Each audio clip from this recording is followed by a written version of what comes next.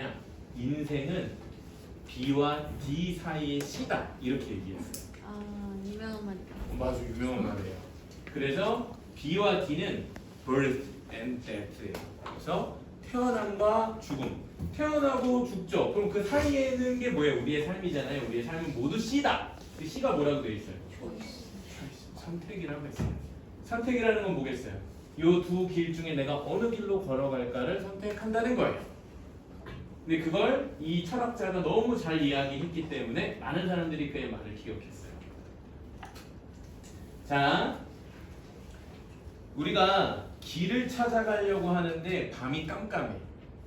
갈림길이 보이지가 않아. 왜냐면 갈림길도 자 여기 보세요. 여러분 여기서 진짜 등산을 하려고 하는데 나 지금 내리막길을 가야 돼. 집으로 가야 돼. 근데 지금 어느 길로 가야 집으로 가는 길인지 모르겠어. 그럼 어떻게 할 것 같아요? 저기 서가지고. 일단 가요. 일단 가본다. 그래 한참 갔는데 아니면 어떻게 할 거야? 아쉬워. 하고 빠꾸면 안 되면 계속 가요. 죽어요. 죽을 수 있겠죠. 그럴 수 있다는 거예요. 자 여러분 요 길에서 아마도 이렇게 할 거. 선생님이 그런 생각했어요. 저 끝을 최대한 이렇게 보려고 하는 거야. 저게 뭐가 있는지. 이쪽도 계속 보는 거야. 그래서 멀리까지 내다보려고. 그래야 내가 집에 갈 수 있고 행복한 삶을 살 수 있으니까 막 내다보려고 애를 써. 막 눈을 조금만 빗뜨고 막 이렇게 봐. 볼 수 있는 데까지 보려고. 근데 깜깜하면 길이 보여요? 안 보여요? 안 보여요. 그래서 옛날 사람들이 생각을 해냈어요. 그때는 뭘 봐야 된다? 하늘을 봐야 돼.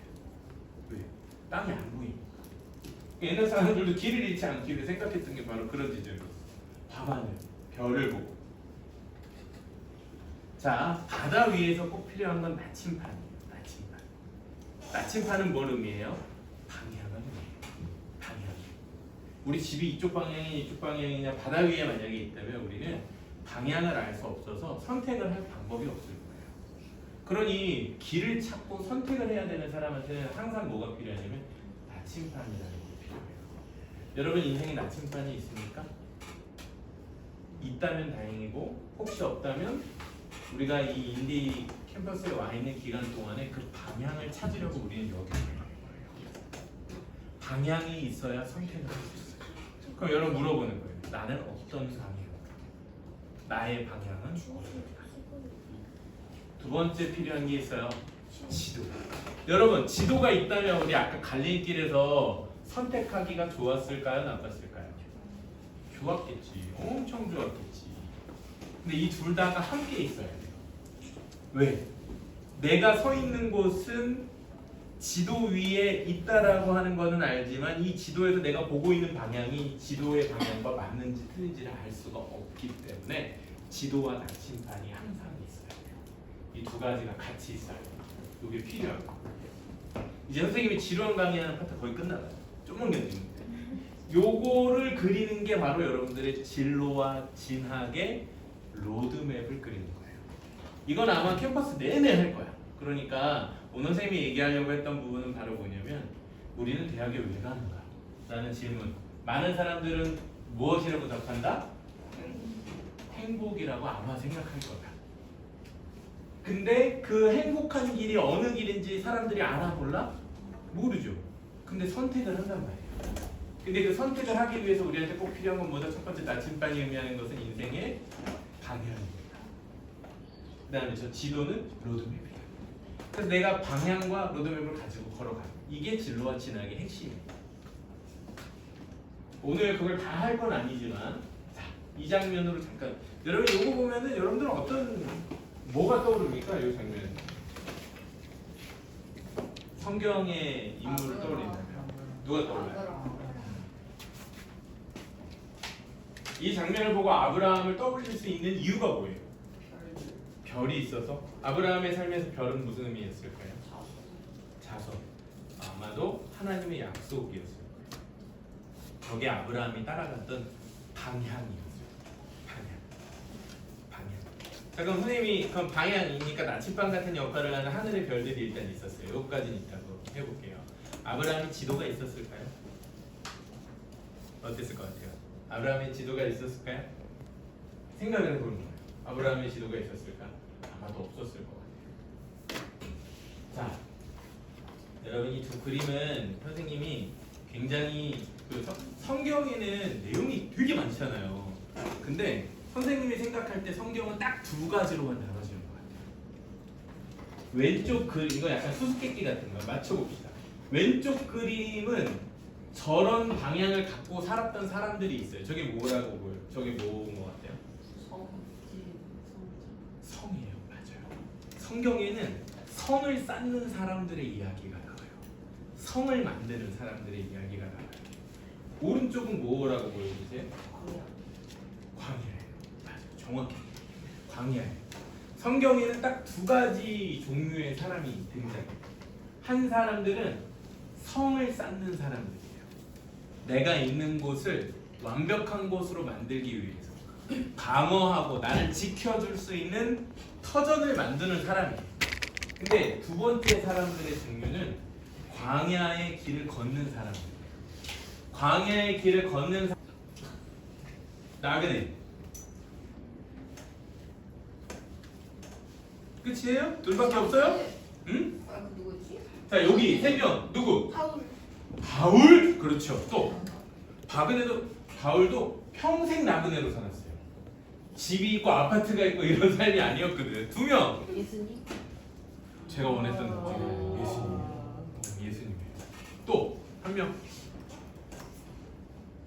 생각하기 나름인데 선생님은 다윗도 그런 사람이라고 생각해요. 아까 얘기했던 아브라함도 있고. 여러분 여기서 뭔가 깨달음이 오지 않아요? 우리가 알고 있는 대부분의 성경 속에 등장하는 하나님을 사랑하고 하나님의 길을 걸었던 사람들은 다 왼쪽을 선택했을까요? 오른쪽을 선택했을까요? 대부분 오른쪽을 선택했어요. 근데 우리가 사실은 여기서 이제 아주 중요한 얘기가 나와요. 이거 잘 이해해야 돼. 우리들 말고 그냥 요즘 살고 있는 사람들이 생각하기에 행복한 삶을 이루려면 뭐가 필요해요? 돈이 필요해요. 돈으로 우린 뭘 해요? 일단은 큰 아파트를 하나 사야 돼요. 그 다음에 좋은 수입 차를 하나 사야 돼요. 또 가끔은 방학 때 해외여행도 한 번씩 갔다 올 수 있어야 돼요. 놀러 갔다 와야 돼요. 그죠? 그 다음에 내가 유튜브로 보았을 때 연예인들 굿즈 같은 거 사고 싶거나 아니면 나 필요한 것들 사는 거를 다 마음껏 살 수 있어야 돼요. 이런 것들을 다 추구해서 그게 다 갖춰진 삶은 왼쪽일 것 같아요? 오른쪽일 것 같아요? 이게 사실 알 수 없어요. 정확히는 알 수 없어요. 오른쪽이 그게 꼭 부정하자는 건 아니에요. 그런데 그걸 추구하는 사람들은 왠지 왼쪽 땅을 되게 좋게 봐요. 그리고 저기에 그 보물들을 하나씩 차곡차곡 쌓는 게 굉장히 중요하다고 생각하고 살아요. 그게 그 사람들의 방향이고 선택이에요. 대학 진학도 똑같은 문제예요. 대학 진학. 자, 여러분 오른쪽 길처럼 걸어가면 서울대 갈 수 있을 것 같아요? 못 갈 것 같아요? 다시 질문해 볼게요. 오른쪽 같이 살고 있으면 의대 갈 수 있을 것 같아요? 못 갈 것 같아요? 못 갈 것 같아요? 왜 그렇죠?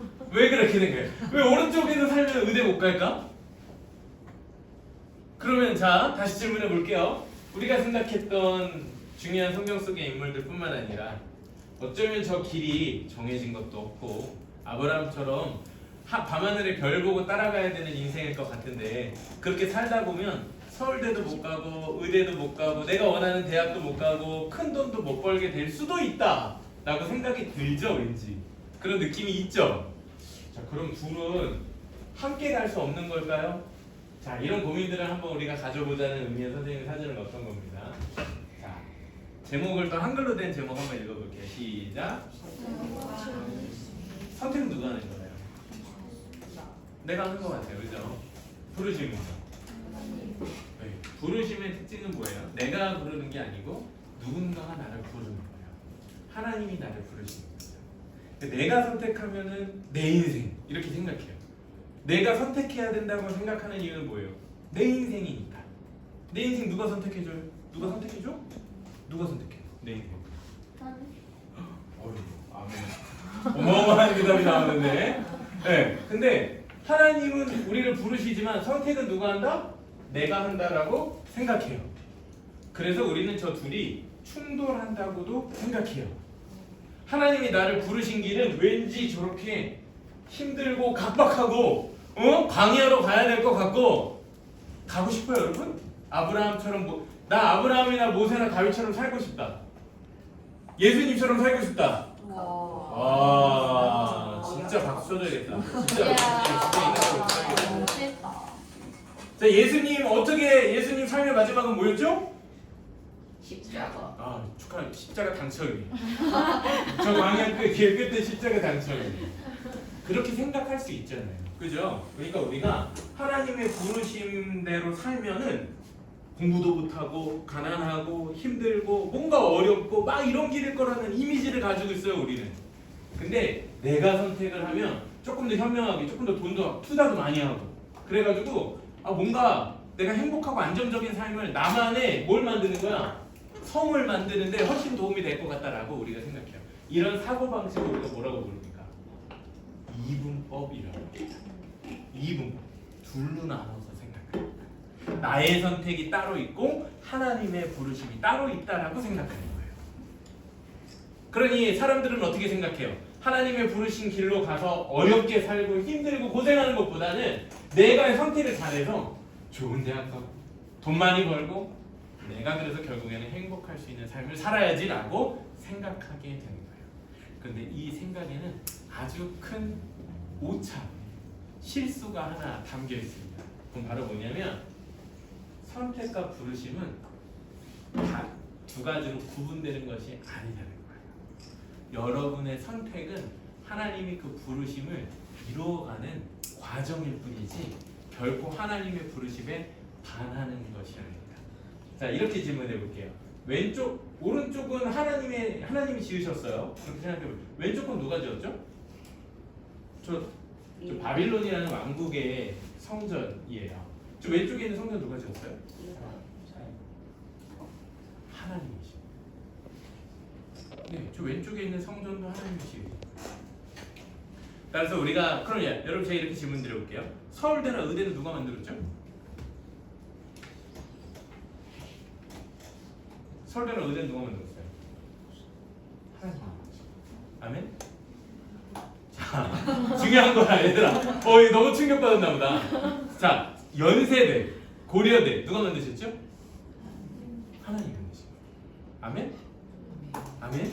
맞아요. 진짜예요. 심지어 연세대는 누가 만드셨다고 그래요? 선교사님들이 만드셨다고 그러잖아요. 근데 물론 선교사님이 다 벽돌 날라다 만든 걸 수도 있지만 사실 누가 만든 거예요? 하나님이 만드신 거예요. 그걸 믿는 사람이 크리스천. 그러니 크리스천들은 이 둘이 다른 게 아니라는 걸 믿는 사람이에요. 이 둘은 하나님의 뜻 안에 하나일 수밖에 없다고 믿는 사람이에요. 그러니 우리가 이 길을 아까 봤던 그 길에서 나 왼쪽으로 가야 될지 오른쪽으로 가야 될지 몰라. 그러면은 마음이 어떨 것 같아? 좀 크게 혼란스럽다. 또 내가 이쪽 왼쪽으로 가긴 가는데 마음이 불안할 수 있어. 근데 하나님 믿는 사람은 어떻게 돼요? 하나님께 맡겨요. 하나님이 인도하실 거야. 내가 알아요? 왼쪽이 맞는지 오른쪽이 맞는지? 몰라요. 근데 하나님이 인도하실 걸 믿어요. 왜요? 이 두 길 다 누구의 손 안에 있어요? 하나님 손 안에 있어요. 그래서 걱정하지 않아요. 그게 크리스천이 다른 거예요. 자, 선생님이 이론 설명을 다 끝났어요.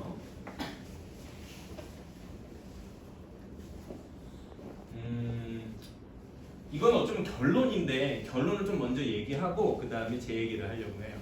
오늘 얘기의 핵심은 저예요.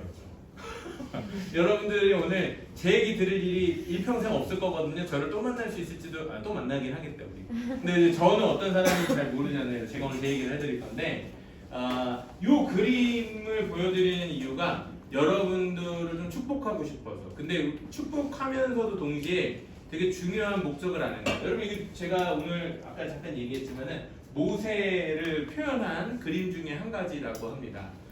저 광야 길을 보면서 막막했을 것 같아요. 어디로 가야 될지. 아니 길도 없어요. 광야에는 그냥 아무 데로나 가야 될 수도 있어요. 자, 그런데 왜 제가 이렇게 질문해 볼게요.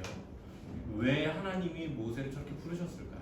광야의 길로. 우리는 아까 광야의 길을 봤잖아요. 예수님도 요한도 다 광야의 길로 부르셨. 왜 광야의 길로 부르셨을까요? 이것 때문에 그랬어요.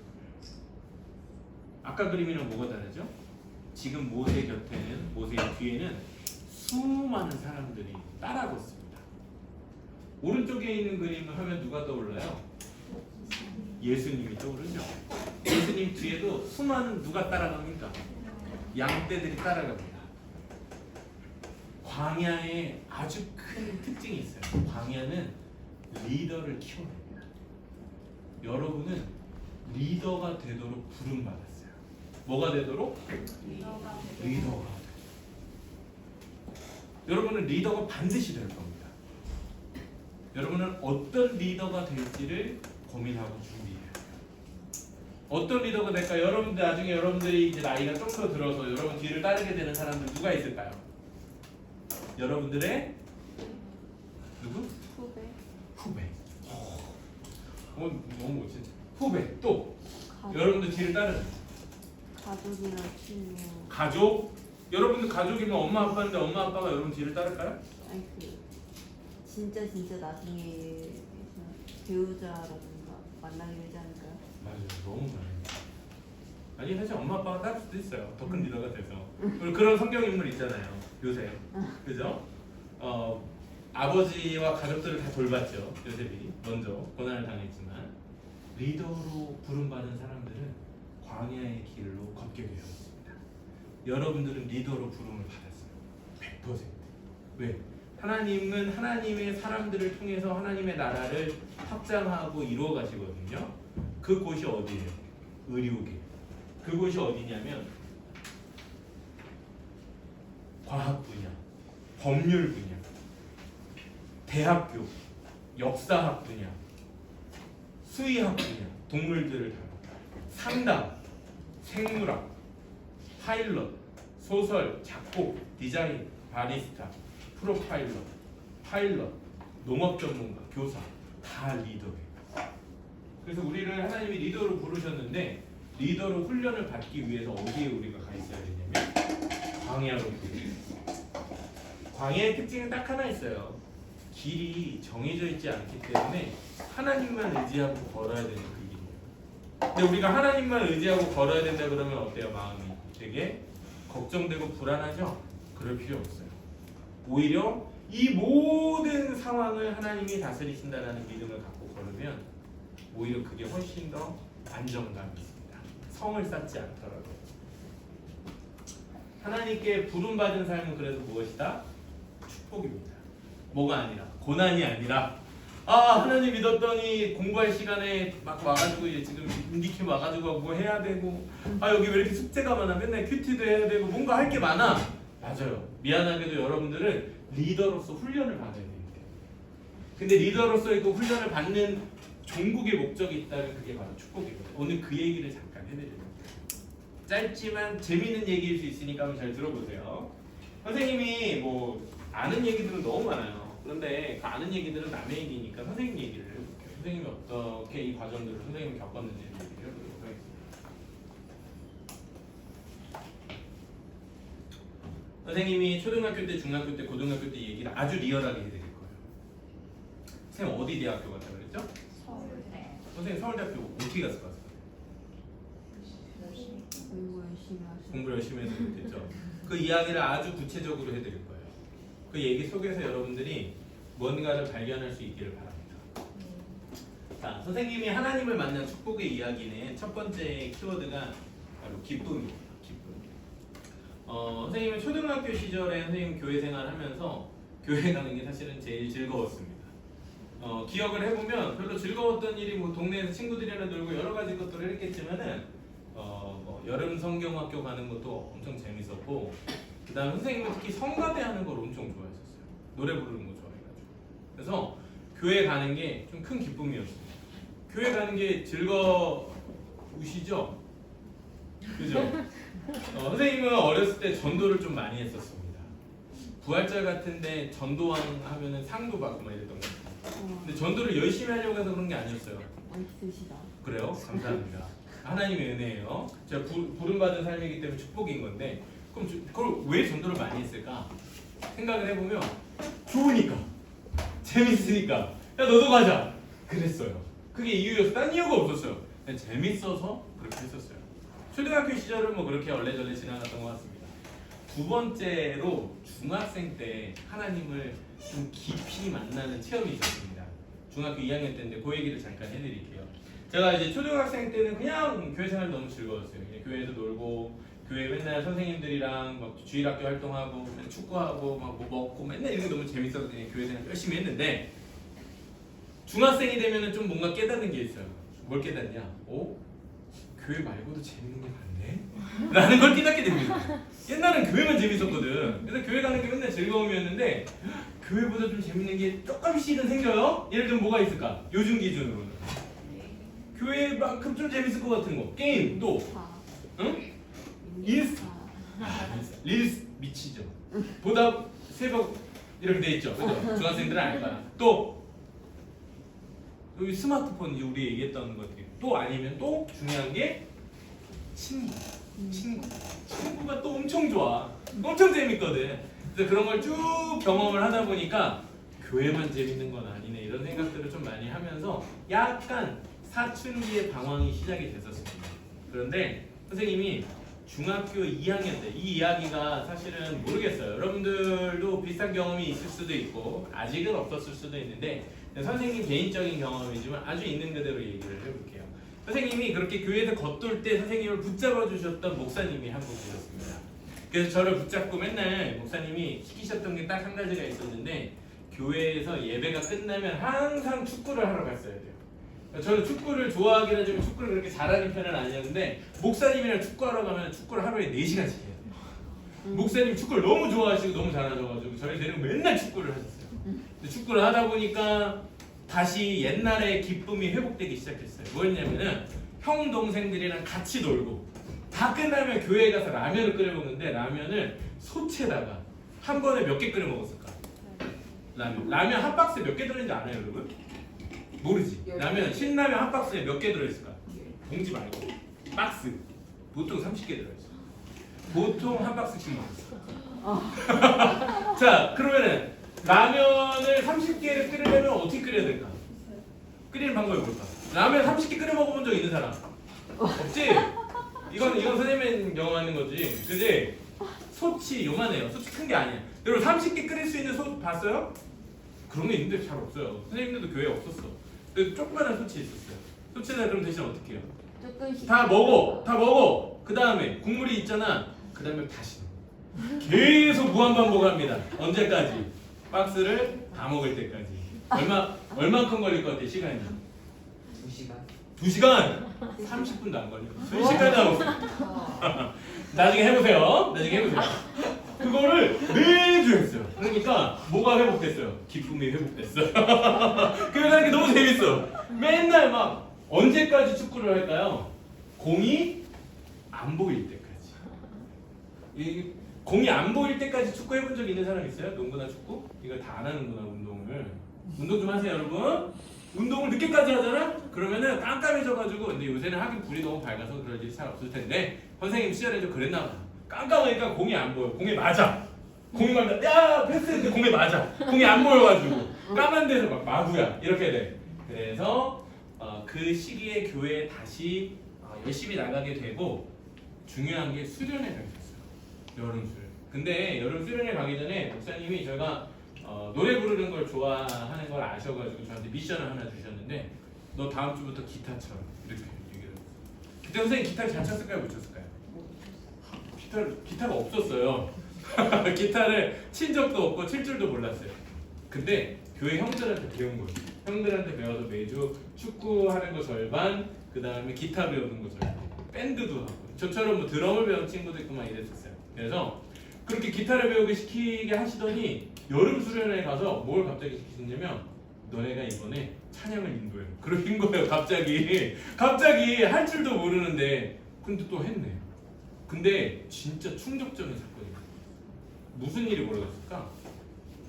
저 선생님 이제 막 뭐 그런 거 해본 적도 없어. 근데 성가대는 하긴 했지만 찬양 인도하고 막 이런 거 하나도 몰랐거든요. 기타도 막 처음 배웠어. 그리고 얼렁뚱땅 막 했는데 수련회 가서 찬양 인도를 하래. 찬양도 했죠? 무슨 일이 벌어졌을까? 무슨 일이 생겼을 것 같아? 무슨 일이 생겼을 것 같아?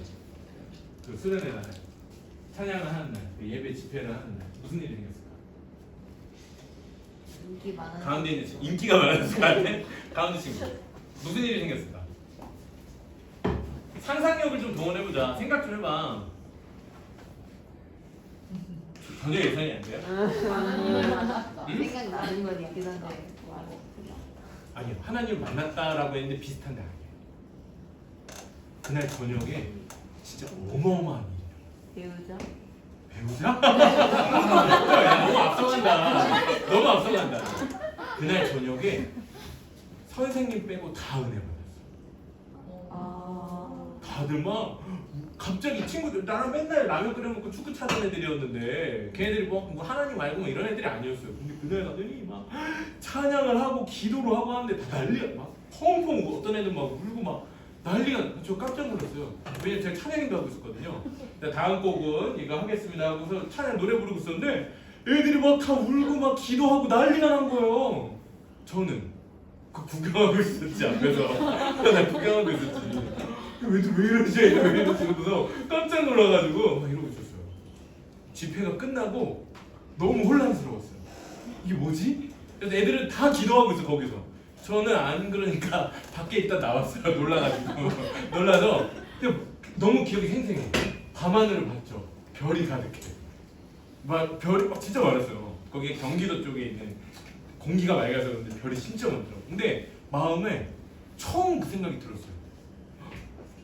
이게 하나님이 살아계신가 하는 생각이 갑자기 문득 너무 강하게 들었어요. 그래서 그때 제가 딱 드는 생각이 뭐였냐면 내가 너무 죄인이구나라는 생각이 깨달았어요. 뭐냐면 하나님이 살아계시고 우리가 수련회를 이렇게 준비하고 있는데 기도도 안 했지, 준비도 안 돼 있지. 근데 여기서 찬양을 한답시고 했는데 사람들이 이렇게 은혜 받으니까 하나님이 살아계신 것 같은데 나는 하나도 그런 생각을 안 했었거든요. 그러니까 이게 갑자기 너무 하나님께 죄송하다는 마음이 들면서 제 죄가 생각이 나더라고요. 그래서 그때 사람들은 다 안에서 집회하고 있는데 선생님 밖에 가서 하늘 보다가 하나님 진짜 살아계신 거 아니야? 라고 생각을 하고 그때 하나님을 깊이 만나게 됐습니다. 그때 되게 오랜 시간 동안 한참 기도하고 나서 저도 이제 그때 뒤늦게 선생님의 그런 막 하나님 이것도 잘못한 것 같고 이것도 잘못한 것 같고 막 그런 것들을 깨달았을 때 깊이 기도하고 하나님을 만나고 나서 시간이 한참 지나고 나서 보니까 사람 다 자고 있더라고요. 되게 오랜 시간 동안 기도를 했어요. 그런 하나님을 만난 경험이 있고 나서 제가 좀 생각을 그때 선생님이 몇 학년이냐면 중학교 2학년 중학교 2학년 때 이렇게 하나님 만나고 나서 좀 깊이 생각을 해봤어요. 이제 내가 좀 다른 삶을 살아야 되지 않을까라는 생각을 했어요. 그 삶은 아주 단순했는데 이제 그 전에 선생님이 살고 있던 삶은 어떻게 하면 내가 행복할 수 있을까? 근데 이거 아무리 해도 좀 불안해. 내가 좋은 대학에 갈 수 있을까? 열심히 공부를 해도 왠지 못 갈 것 같아. 불안해. 내가 이거 해서 뭔가 직업을 가질 수 있을까? 내가 결혼을 할 수 있을까? 돈을 벌 수 있을까? 불안해. 맨날 그런 삶을 살고 있었거든요. 근데 그날 불안이 사라졌어요. 왜 그랬냐면 이제는 이제 내가 어떻게 행복할 수 있을까라는 거를 고민하고 살았었는데 그날이 지나고 나서 하나님을 위해서 살아야겠다라는 생각이 기특하게도 그냥 갑자기 문득 생겼어요. 그래서 하나님 위한 삶이 아닌 건 다 갖다 버려야겠다 그런 생각이 들었어요.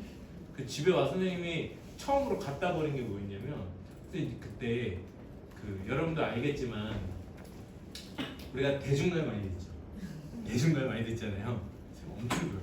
대중가요 많이 듣고 또 선생님은 락 음악 이런 거 엄청 좋아해요. 중학생이 왠지 그 겉멋이 들어가지고 그런 게 왠지 멋있는 것 같아서 막 락 음악 그때는 카세트 테이프라는 게 있었어. 용돈 생기는 그 집에 몇십 개 있었겠지. 다 갖다 버렸어. 그날 하루에 다 갖다 버렸어. 왜냐면 이게 좀 쓸모없게 느껴졌어요. 이거 왜냐면 그 전에는 내가 너무 사랑하고 내가 행복할 것 같아. 나중에 돈 벌어서 뭐 할 거야? 그거 다 살 거야. 그렇게 생각하고 살았거든요. 그리고 공부도 못하는 편은 아니었지만 공부를 하면서 내내 불안했어요. 내가 중학생 때 시절 얘기해요. 중학생 때 하는 고민이 보통 뭐냐면 대학교로 가려면 얼마큼 공부를 잘해야 되는 거지? 이게 감이 없어요. 그러니까 열심히 해도 대학 못 갈 것 같고 공부하고 놀 때도 마음이 불안해.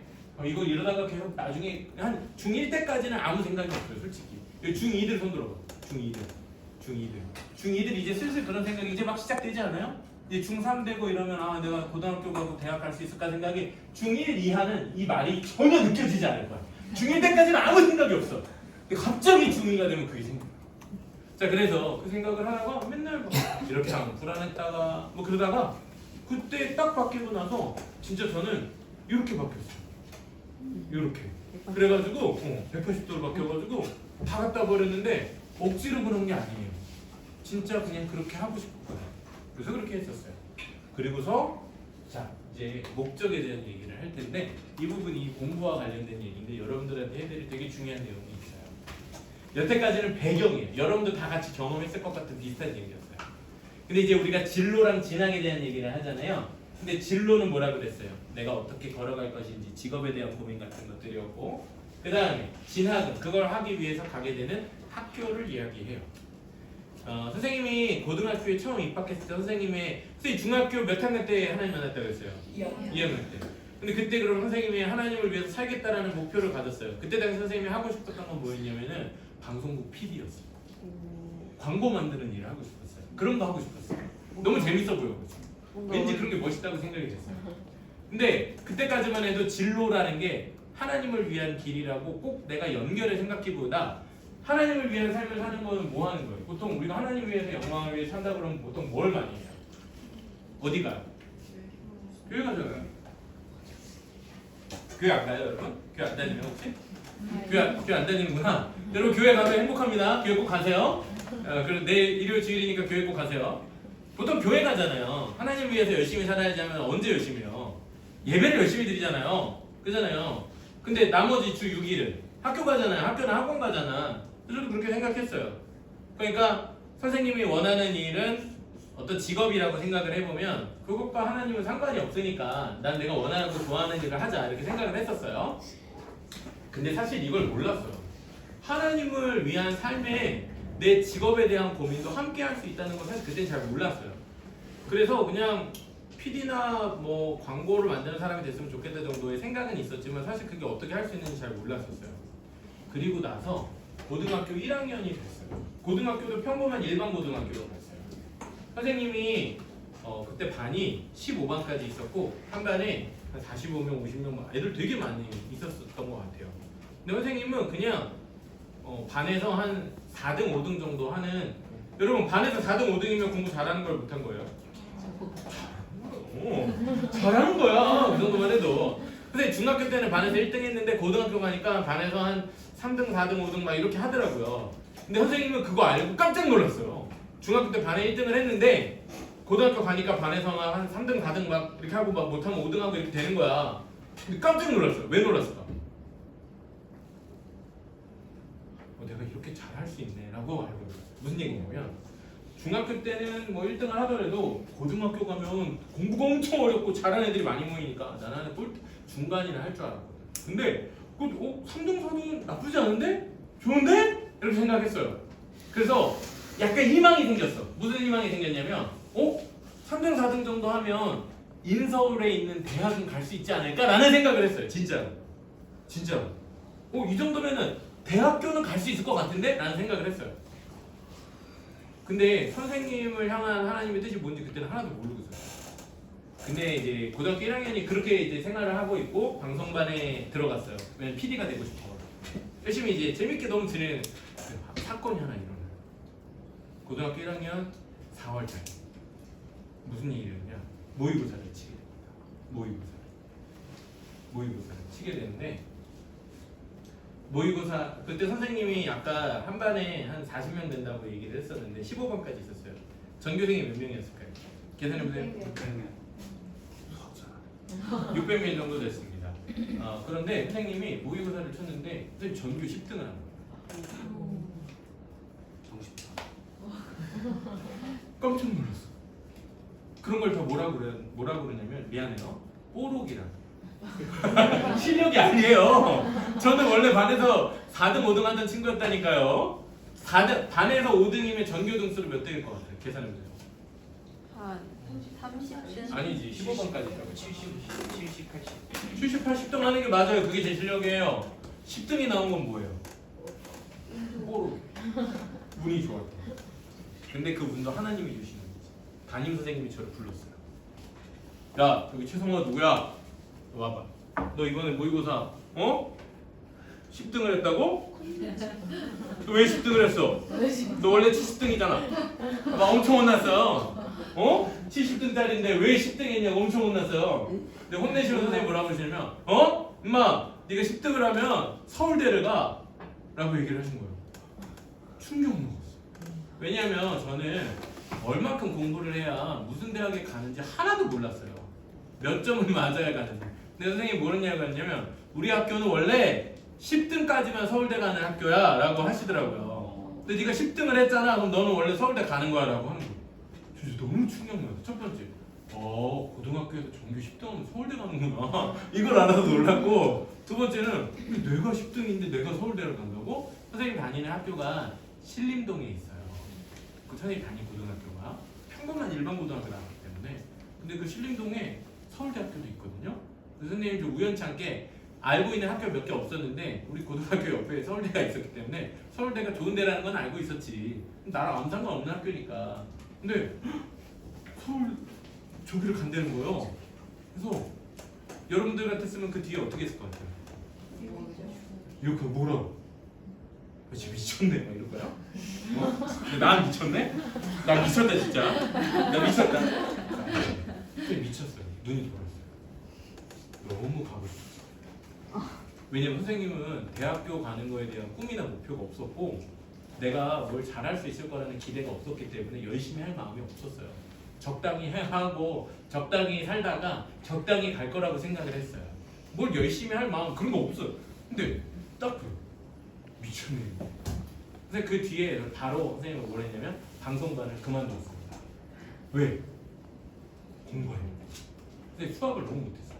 수학을 어느 정도 못했냐면 물론 이제 공부를 좀 하긴 했는데 고등학교니까 수학이 너무 어렵더라고요. 그래서 기말고사 때 60점 맞았어. 60점 솔직히 잘한 건 아니잖아요, 그죠? 60점 잘한 건 아닌가? 미안해, 혹시 50점 잘했으면 60점이 잘한 점수는 아니었어. 왜냐면 선생님이 중학생 때는 반에서 1등하면서 막 90점도 받고 막 이랬단 말이야. 중학생도 90점 맞아보죠. 2학년들 90점. 90점인 과목들 있지? A 나오잖아. 90점 정도 해야지. 근데 안 맞아도 괜찮아. 근데 선생님이 고등학교 1학년 때 60점 맞아가지고 수학에 그럼 원래 옛날에 선생님은 어땠을까 그때? 어떻게 반응했을까? 90점 나오면 에이 그렇지 내가 그렇지 요게 내 성적이 맞아 라고 하면서 적당히 살았을 거예요. 그런데 지금 나는 목표가 바뀌었잖아. 나 몇 등 성적 받았지? 전교? 10등. 전교 10등. 너희는 무시하는 거 아니니 속으로? 전교 무산 1등 2등 하신 것도 아니고 전교 10등 한 걸로 지금 저런 얘기 하시네. 이렇게 생각하고 있나요?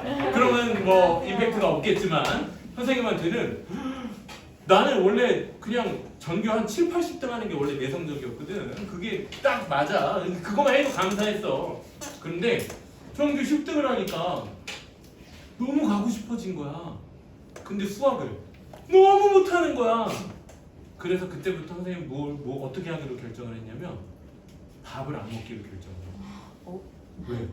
밥 먹는 시간이 아까워. 너무 선생님이 아침에 버스 타고 학교로 가려면 한 30분 정도 버스를 타고 갔어야 되는데 좀 먼 곳을 가지고 버스가 아침에 저희가 학교를 7시 반까지 갔어야 돼가지고 버스 타면은 깜깜해요 버스 안이. 근데 거기서 이렇게 영어 단어를 외웁니다. 버스를 제가 딱 다짐을 했어요. 영어 단어는 버스 탈 때만 외웁니다. 왜 그랬을까? 다른 시간에 따라놓은 거예요. 시간이 아까워서. 영어 단어를 외울 시간이 너무 아까운 거예요. 수학을 못하니까 수학을 풀어야 돼요. 개념 원리라는 문제집 아닙니까? 개념 원리가 제가 근데 원래는 정석이라는 수학 문제를 정석이 혹시 풀어본 사람이 있는지 모르겠는데 어려워요. 정석이 좀 어려워요. 풀다가 어렵습니다. 안 그래도 난 수학 못하는데 개념 원리 한 권, 정석 한 권 딱 2개 있었거든요. 근데 제가 너무 이렇게 수학 때문에 고민을 하는 거를 근데 선생님 다니는 학교는 사교육을 받을 수가 없었어요. 왜냐면 학교에 11시까지 예간자율 학습을 무조건 해야 되는 학교였어. 그런 게 있었어요 옛날에는. 학교에서 무조건 공부를 해야 되는 거예요. 11시, 밤 11시까지. 밤 11시까지. 밤 11시까지 학교에 있었는데 학교에 진짜 귀신 나오게 예수님 예수 이름 불러가라 귀신 나오게 생겼어. 11시까지 다 붙잡혀서 공부를 해.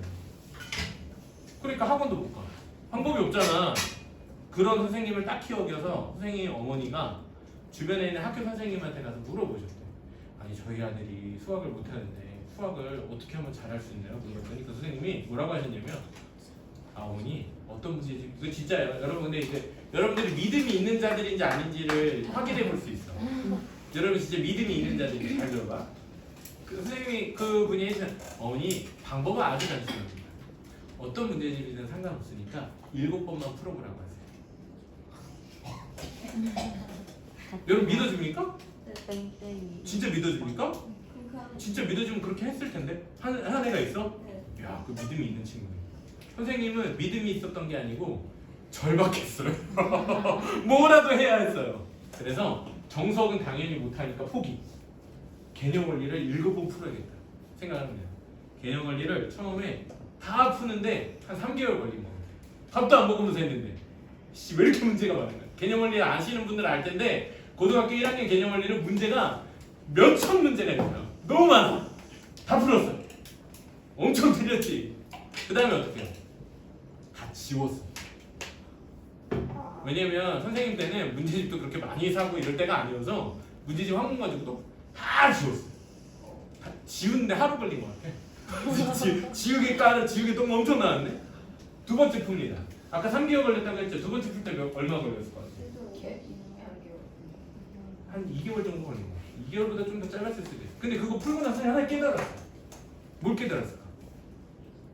두 번째 풀었어.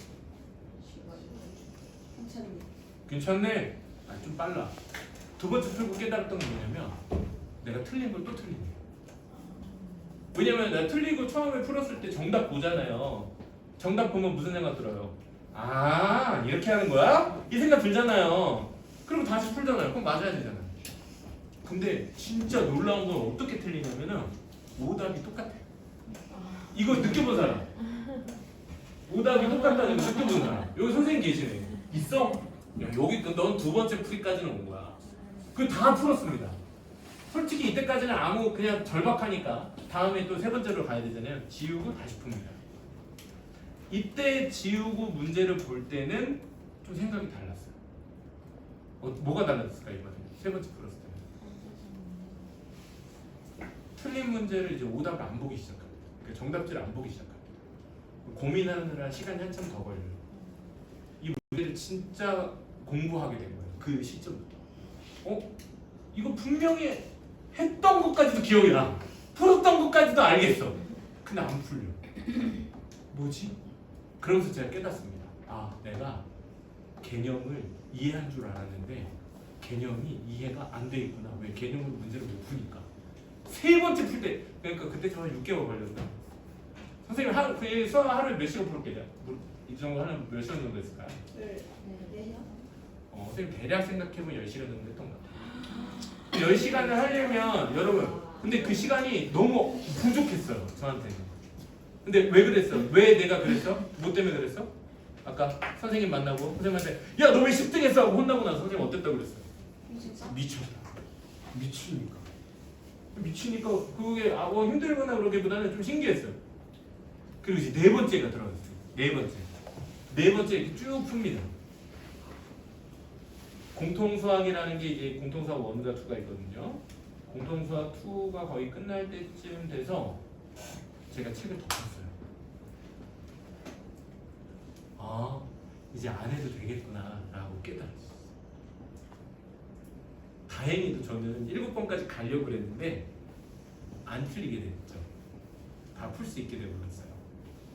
그리고 나서 저는 공통수학을 고등학교 1학년 때 배우는 공통수학을 고등학교 3년 내내 한 번도 안 틀렸어요. 한 번도 안 틀렸어요. 모의고사에서. 그래서 수능 때까지도 저는 수능에서 수학을 다 맞았습니다. 박수 안 치지. 이 정도 뭐 대단할 것도 아닌데 그죠? 수능에서 수학 다 선생님 때는 미적도 나왔어요. 미적이랑 확통 다 나왔었어요. 선생님 때는 수학이 선생님 문과긴 한데 선생님은 제일 좋아하는 과목이 수학이었거든요. 왜냐면 수학은 그 뒤로 할 게 없었어요. 그 시간에 뭐 탐구하고 딴 거 해. 고등학교 2학년은 뭐 배워요? 수학 혹시 아는 사람 있어요?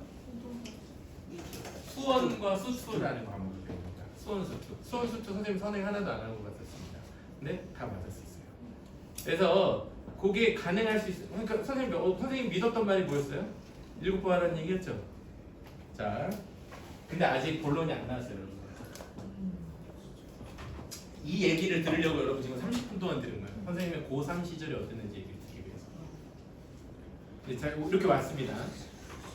2학년 때는 문과하고 이과로 나눠지게 돼서 선생님은 문과였는데 아까 우리 학교는 고등학교가 서울대를 몇 명까지 보내는 학교라고 했죠?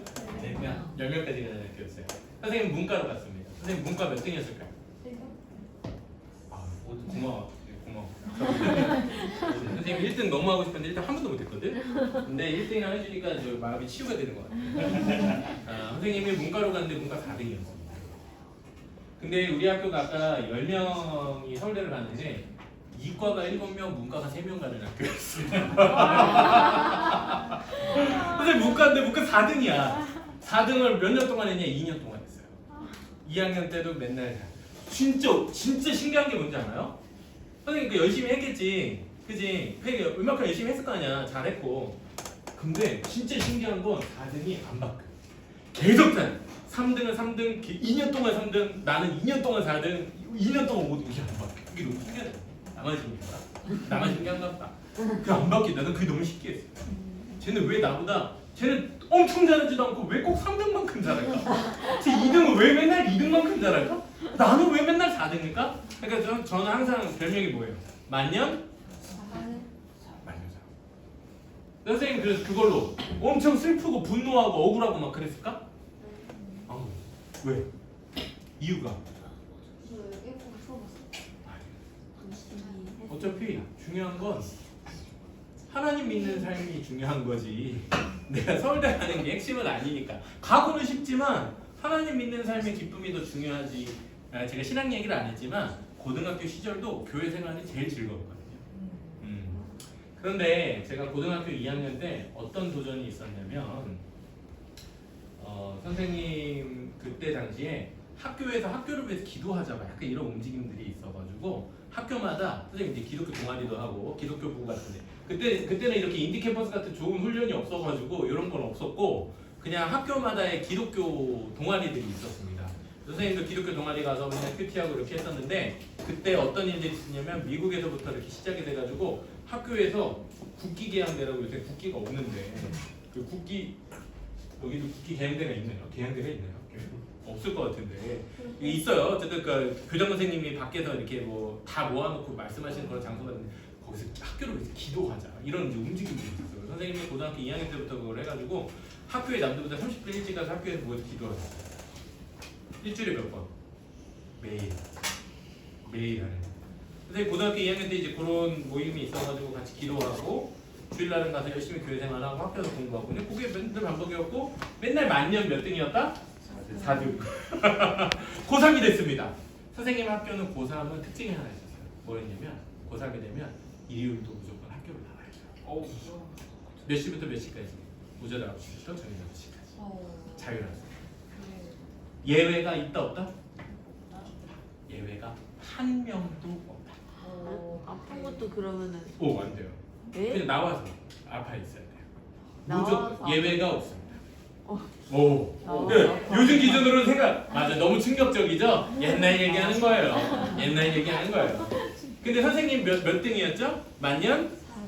근데 선생님도 문과반에서 우리 반에서는 1등이었는데 우리 담임생이 보기에 우리 담임생도 교회 다니셨거든요. 담임생 교회 다니시는데 우리 반 1등으로 오는 친구가 만년 4등이야. 그러니까 뭐 몇 등 시켜보고 싶으시겠어 선생님 입장에서. 그렇죠. 1등은 아니에요. 3등을 시켜보고 싶겠죠. 그러니까 우리 반에 있는 이 유망주를 꼭 3등을 만들고 싶다는 목적이 있으셔서 선생님이 저를 부르셨어요. 겨울방학에. 왜? 아직 이제 3월부터 이제 계약을 하면 일요일날 나가야 되니까 상담을 하러 면담을 하려고 부릅니다. 야 성호야, 너 고등학교 3년 1년만 딱 눈 감고 학교 나와라. 꿀루라는 아니고 꿀른 걸 어떻게 알아? 야 꿀른 걸 어떻게 알아? 너 3학년 1년만 주일날 교회 가지 말고 공부하고 와라. 그 얘기를 선생님이 부르셨어요. 그래서 제가 어떻게 했을까요? 진짜 진심으로 빡하신다. 아니요? 안 할 건데요? 안 하겠습니다. 그랬더니 이제 두 번째 선생님이 나타나십니다. 3학년 학년 부장 선생님. 전체 3학년 대표 선생님. 이제 최성아 누구냐? 부르십니다. 야, 너 임마 너 하나 때문에 지금 분위기 흐릴 거야? 여기 지금 다 교회 다니는 일 봐. 다 교회 다니는 사람들도 다 나오고 있어. 엄마? 어? 3학년이 어? 제가 어떻게 했을까요? 저 괜찮은데요? 알겠습니다. 근데 그 다음에 이제 다음에 누가 나올까요? 아니 교장 선생님 그런 거 아니에요. 그렇죠. 교감 선생님. 교감 선생님 부르십니다. 교감 선생님은 좀 방법을 바꾸셨어요. 어떻게? 성호야, 너가 지금 조금만 더 하면 3등이 될 수 있을 것 같아. 그럼 어디를 간다는 얘기예요? 서울대를 간다는 얘기죠. 그죠? 굿을 넣으셨어요. 제가 교장 선생님 저는 고려대를 가도록 하겠습니다 라고 말씀드렸습니다. 그래서 이게 다 안 되니까 담임선생님이 저희 아버지한테 전화를 하셨어요.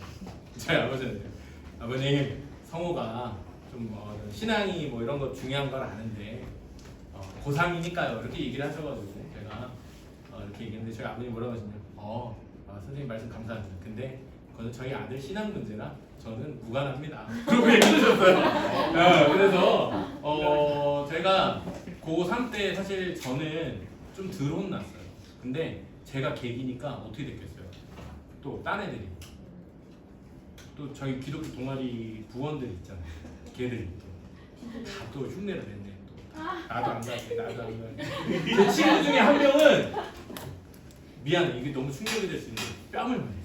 선생님 개긴다. 옛날에 그런 심한 얘기가 좀 있었어. 근데 걔는 왜 뺨 맞은 줄 알아요? 공부를 못했거든. 공부도 못한. 쟤는 공부라도 잘하니까 그러지라고. 옛날 그런 나쁜 일들. 그렇죠? 근데 그러고 나서 제가 근데 이제 담임선생님이 그 모든 걸 다 실패했어. 얘는 지가 서울대 안 가겠대. 다 실패. 다 말이 씨알이 안 먹혀. 그러니까 어떻게 해요?